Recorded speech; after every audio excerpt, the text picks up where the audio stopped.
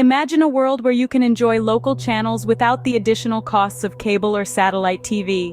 A world where all you need is a simple antenna and a Samsung TV. Welcome to the reality of connecting an antenna to your Samsung TV. Today, we delve into the how-to of this cost-saving and straightforward process. Firstly, gather the necessary equipment. You'll need an antenna and your Samsung TV. If you're in a remote area, consider using multiple antennas or a larger one to enhance the reception. Step 1. Locate the antenna port on your Samsung TV. This port is typically found on the back or side of your TV, labeled ANT-IN. Step 2. Connect the antenna cable to the ANT-IN port on your Samsung TV.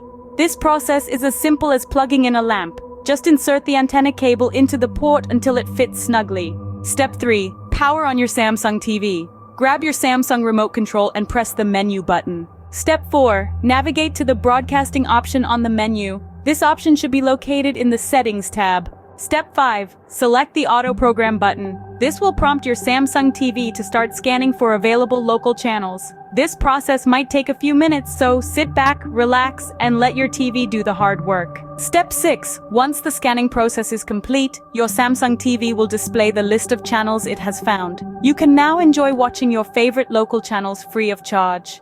But what if you still have an old cable box lying around? You can connect it to your Samsung TV for additional channels. Here's how. Step 1. Connect the cable box to the Samsung TV using an HDMI cable.